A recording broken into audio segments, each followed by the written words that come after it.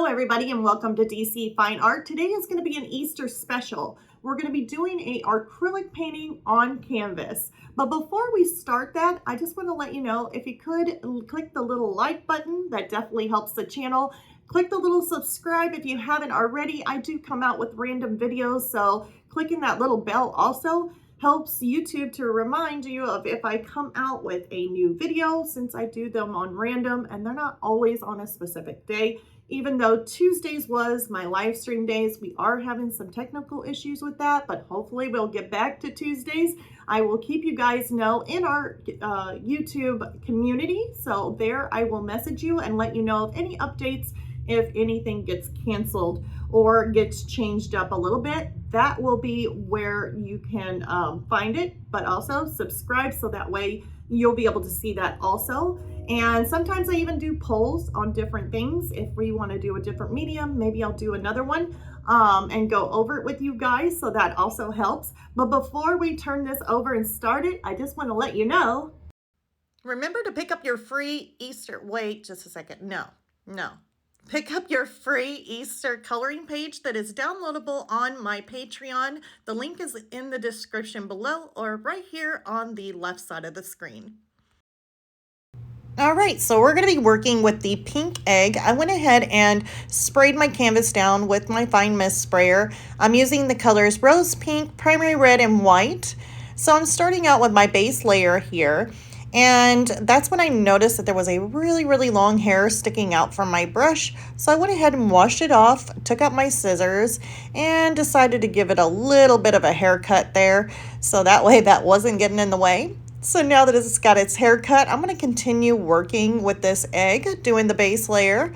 Now from this point, looking at it, it looks very opaque, but it's really, in reality, when you add these paint, put a little bit of water in them, they are a little bit translucent, which is fine because that gets it to where you're wanting to add more layers to it, which you should be doing. So if you're, struggling at adding layers and you're working with paints that are really opaque, it tends to make you want to not add as many layers as what you should and get those color differences in your painting. That's what makes it realistic, by adding in your darks, your lights, the way they blend. And if you're worried about your brush strokes here on the first layer, I wouldn't really worry about them too much.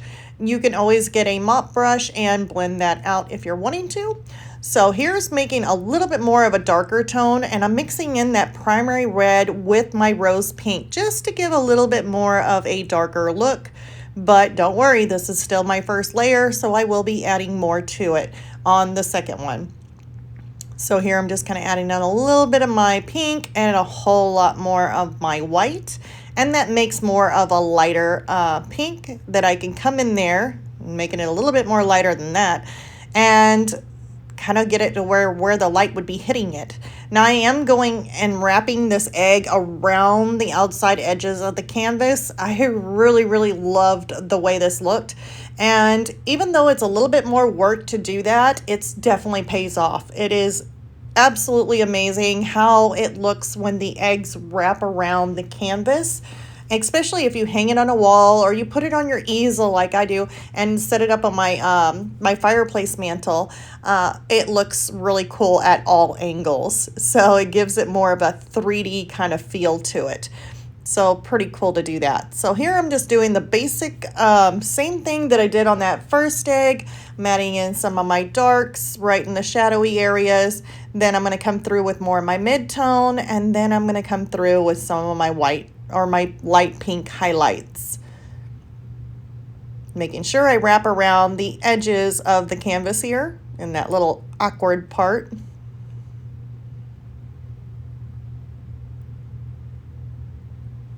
So once I get that in, I put a paper towel underneath of it just so that way it didn't get on the board that I have underneath. I didn't want to get it everywhere. And then I'm taking my white and my pink and white mixture, and I am putting that in. Add a little bit of highlight. Now my mop brush that I do use, instead of using a really big one, you could use a big one, but it's just, since I am working on a smaller canvas, I ended up using a small filbert, but it's like a fluffy filbert. And I just take that when it's dry and I just use it as my blender. That way I'm able to get into some of these tinier areas with it and not getting it all over the place because the brush is too big or too fluffy and it just goes everywhere. So and plus that, it's a lot easier too because I don't get a whole lot of like the little hairs from the brush shed. So it definitely helps out that way too, even though occasionally one will fall out, but oh well, it's okay. It's part of painting. So here I am just doing the same type of thing that I did on the first one and the second one. And then I'll end up jumping over to the blue one. So here is for my blue eggs. And that color that I'm using is called Brilliant Blue. So I'm mixing that brilliant blue with white to make it a little bit lighter. And then I got my regular base tone down there too. So here I am just drawing or painting in my lines here. Trying to get it the best I possibly can. If it is a little bit, lopsided, I can always go back through and clean that up. Making sure I get in and around the bottom of that canvas. Now I'm taking some of my lighter blue here and going in and around the edge of the canvas there. And I'm going to go ahead and fill it in. Now you see that little bitty lip where that canvas is kind of sticking out a little bit on the side there. I'm going to go in right now and I'm going to go ahead and dab and get the paint on the edge of that little lip of the canvas so that way every part of the side is completely covered. So here I am putting in my base tone for my egg, making sure all this here is completely covered on the sides.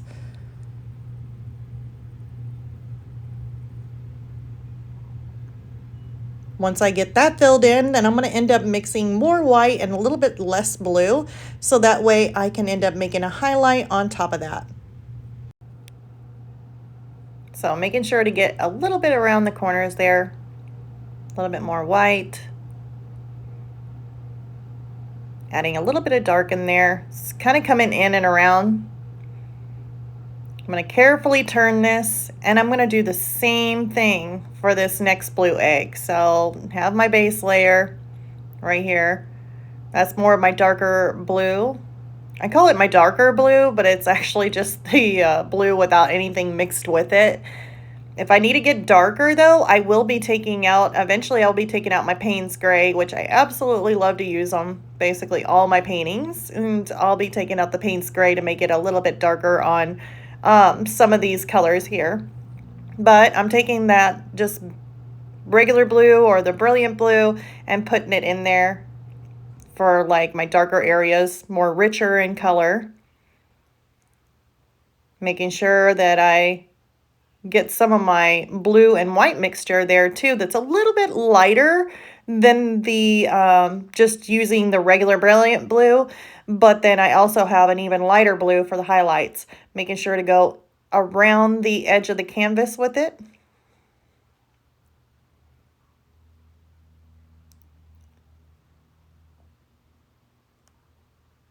I'm getting all that covered in, putting a little bit of that lighter color in there. So there's some more of that white and blue mixture that I'm going to use for my highlight, and I'm going to go ahead and stick that in there on top.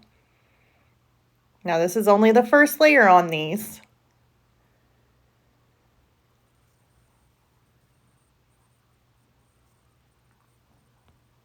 So once I get that one done, I will do the same thing on this next egg. Putting in just my base blue, my mid-tone blue,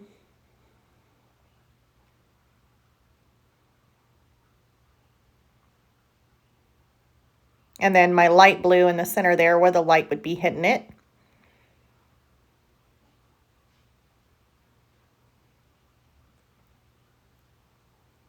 So once I got that done, Then I can go ahead and start mixing up my yellow. Now, the yellow egg in this one, I know the colors are not there, but I am just using some of the primary yellow, or actually more the cadmium light yellow hue.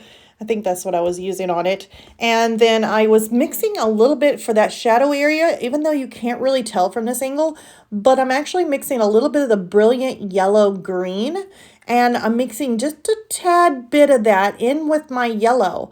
And you're probably wondering, why are you putting green with yellow? Well, you have a bunch of blue eggs that are kind of around this yellow egg. And when blue reflects off of the egg, and a yellow egg, it's going to look a little bit of a greenish hue because blue and yellow makes green. So it's going to have a little bit of that color, but it's not going to be like an eye catcher. Oh, wait, you use green. That looks green. It doesn't really have that type of feel to it because it's a really, really bright, bright yellow green. So I mixed a little bit of that just for some of the more edges or the shadows kind of coming out from the shadowy kind of area part. And then I took my regular bright yellow and just went with that as a base tone. And here I am just trying to clean up that edge a little bit. It kind of went out of line there. Makes a little bit of a green. If you get a green on there and you don't want that green look to your egg, don't worry about it. Paint over it. Once it dries, you can go back over it again. If it still doesn't, use white on top and then use your yellow and you should be perfectly fine. So it's an easy fix. And there's my yellow and white mixture, so that way it gives it a little bit more of a brighter look on top.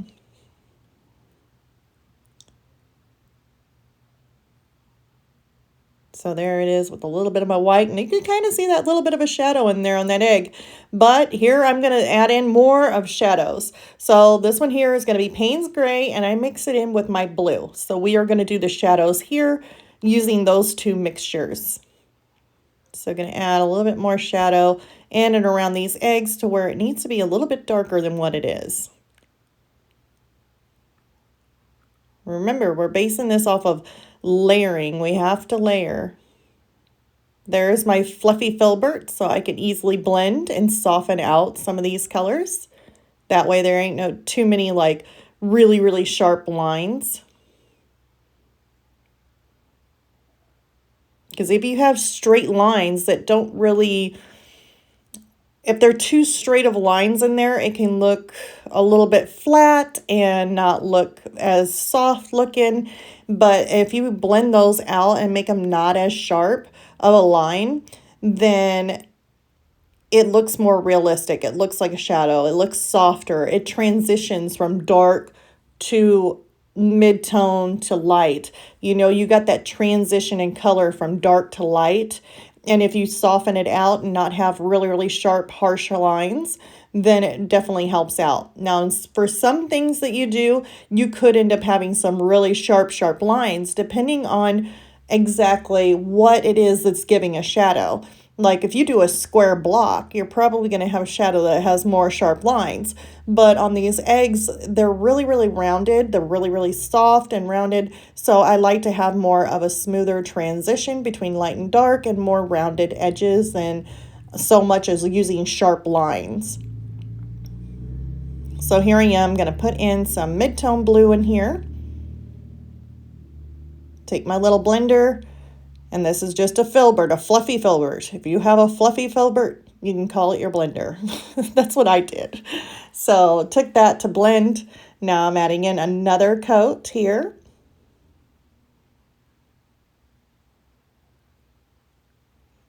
And then I'm going to add a little bit in and around the top of the canvas. I know it was out of frame there, but here I'm going to add a little bit more white to my blue, make it a little bit lighter, and put that in on top. Now using that little filbert, see, I'm going around the edge. I know it's hard to see on that, but when I take out my blender brush to blend this out, then you're going to see just how much of a difference it makes and how much smoother it looks. So there's my fluffy filbert. I'm going in there and I'm blending. So I'm softening all this out, even the top here. Look how nice. Definitely smooths it out and makes it more of a smoother surface than looking so rough with those brush lines. You might have some brush lines in there, but as long as this really does soften them out quite a bit.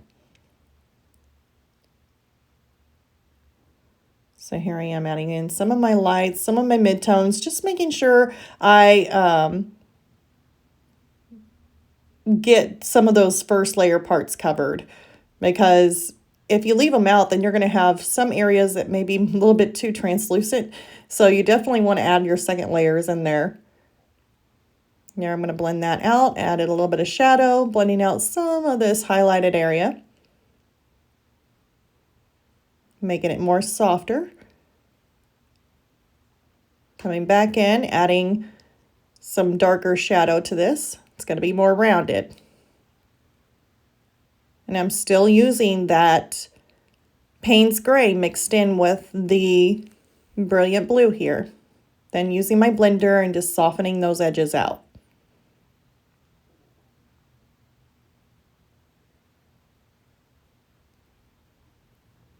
Now I'm using my Payne's Gray, just kind of going in some of these little cracks in between the eggs here where it gets really, really dark, and putting in a much, much darker shadow in there. Still mixing it in with my Brilliant Blue.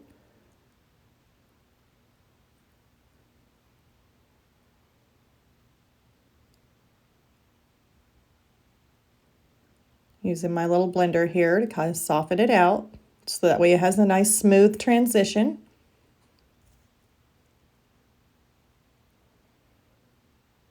Now I'm going to take that darker blue and go around the next egg,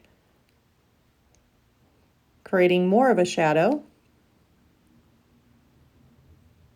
And I'm also taking that shadow around the outside edges too of the canvas. Putting in more of my base tone there. Giving it a quick spritz with my fine mist sprayer. That way it keeps it wet and I can still blend it out. You don't want it drying out, because if it dries out, then it'll be hard to use your little blender just to smoothen it out. Putting in some of this highlighted white in there, or blue and white mixture. Taking out my blender, and we're going to soften all that out. That way we have nice transitions here, much smoother. Look how that just smooths it out on the top of the canvas here. Nice and pretty.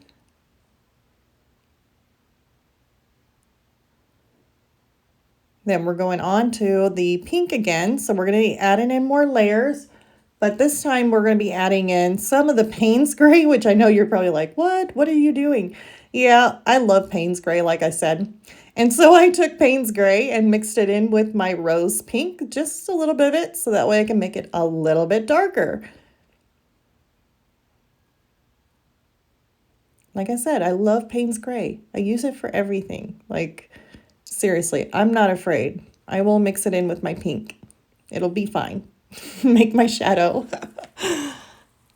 So now, as you can see with making these shadows, I'm taking it in and around the outside edge here of the canvas. And then as long as you just don't let it dry out, like I'm not going to let this all the way dry out or anything. I'm just going to keep working with it. So I'm going to add in some of my red and pink mixture just to kind of transition out from that darker shadow. Remember, you want it to go from dark to light. So you're going to have to take it from that dark shadow that you put there and then put a little bit lighter color tone right next to it. Then you can work your way on it to that highlight. Now I'm starting to put in my highlighter, a little bit brighter of a pink in there before taking my little blender or mop. I don't even know. I might just call it a blender. It's just a filbert, fluffy filbert. Taking my fluffy filbert and blending this out. So putting a little bit more in there. Just making sure I get it the way I want, making sure I have good coverage on my canvas before taking out the blender and blending this. Blending all the way around. And then blending on the outside edge of the canvas also. There we go. So now I'm gonna go ahead and speed this up, but I'm doing the same thing that I did on that one egg that we seen me do with the pink and the little bit of Payne's gray mixture. I'm gonna put in all my shadows, put in more of my midtones, and put in more of my highlights, adding that second coat, and then blending it out with my blender brush. And then I will continue to the next pink egg and add in its second layer too. So we'll be doing the same thing, adding in my darks, more of my shadowy areas, and then going in with more of my midtone or base color and going in there and adding another coat to it along with the highlights before blending it out with a blender brush. So there's my little highlight, adding it in there and taking my little blender and blending that out. Now we're coming over to the yellow egg and I'm going to do the same thing. I am just basically going to add in my shadow, which here we go. I got a little bit of that. Actually, that's a little bit of ivory black. Believe it or not, yep, black mixed in with my yellow. And yeah, that definitely tones it down, makes a little bit of a shadow. Making sure I keep this wet, and I'm going to go over all my colors again, except for I did add in my shadow there. I'm going to take my mop brush, and I'm just going to blend it out and blend out some of that shadow in there to kind of tone it down and make it more softer, so that way it's an easy transition between the shadow into the yellow. Now, if I need to take back some of that shadow, I did. Blend it out until I get it just the way I want it. So now we have a shadow.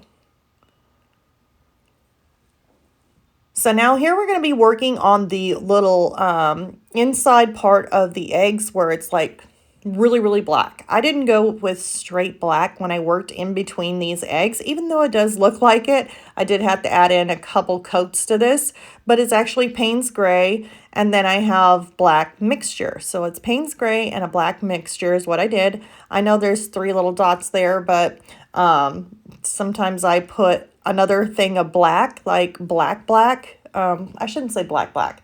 So we got ivory black, which is more of a translucent kind of black that I like to say, and like a mixing black. And then you got Mars black, which is basically black, like it's super, super dark. And so I'll mix in my Payne's gray with my black and go in between the eggs. But if there's certain areas within the eggs, like in that dark space in there that's like blackout black, then I will basically get it with the Mars black, and that way you got your deepest black in there. So here I'm just kind of mixing up some of my shadow here for my pink egg, so that way I can go in and kind of create a transition, like a dark transition in the pink egg where it kind of curves into that darkness. And so I'm just kind of taking that egg, that dark egg color or the pink color, and just kind of going into the dark and having a smooth blend. That way it looks like your egg kind of goes around and disappears into the dark.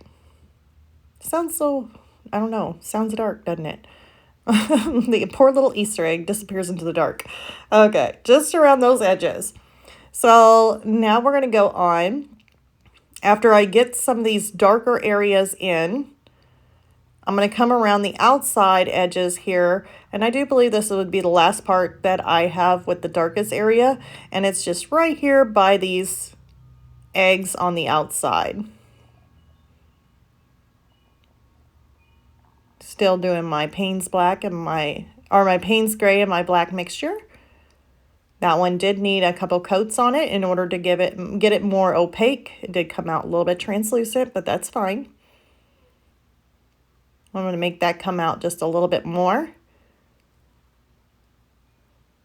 So some of these I'm just kind of bringing it out just a little bit more than what it was. So once we get through with that, I'm going to end up coming through and then adding another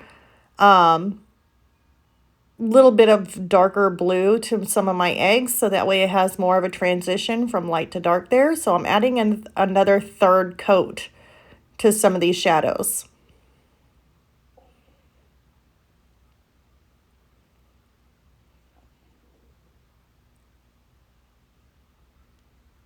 So I really don't like to put a limit on it. You know, do as many coats as you need to make it look good. So don't think that it's supposed to be like 3 coats and then you're done, or 2 coats and then you're done. Just add as many coats and until it looks just the way you want it. And with mine, I just wanted to really add some more shadows to it, so that definitely made a 3rd coat to those areas. Making sure that transition and shadow looks just right before jumping on over to doing some of the gray. So now we're going to be working on the basket. Now what I'm starting out with is gray, and I got white. I got a little bit of Payne's gray too in there, little dot, just in case I need it. But I'm going to be working with my mid-tone gray in the middle, and then I'm going to make more of a darker gray down below closer to the eggs. So it's going to be just a little bit darker. And then I'm going to mix up a lighter gray and take that lighter gray for in between the little holes that you can see through the basket. I'm going to make it lighter, like a lighter as it goes out. So the darker gray as it goes in closer to the bottom of the basket, and the lighter the gray as you move towards the outside of the basket. So hopefully that makes sense. I was like, I hope I'm describing that well. So after I get through, I'm going to be making all these little bitty little gray marks here. These look like little gray triangles or little eyes. Making sure I get around the outside of the edges, because you definitely don't want to leave those out, because we're wrapping this around the canvas. So after we get through and putting in all these little gray dots, we're going to go ahead and move on to the wood texture that's around the outside of this little basket. So we're going to be using my burnt umber, my unbleached titanium, and my Naples yellow. And so I'm going to go ahead and mix up my colors using these 3 here. So I'm going to make sure to do my lightest wood first is what I'm going to do. Now this can be a little bit tricky, since sometimes it looks like you got this ocean wave, kind of these little mountain peaks going on that you're trying to follow, like doing this little wood look that's in this basket. And then plus that, you have to do the shadow too. So it has a shadow, and it's more of a darker wood shadow.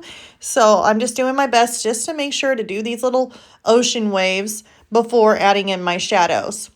If I need to, and you kind of accidentally go out of line, maybe you make like too much of the lighter color, it's okay, because we can just stick that dark brown in there, and that kind of divides it up too between those 2 light colored layers that we got.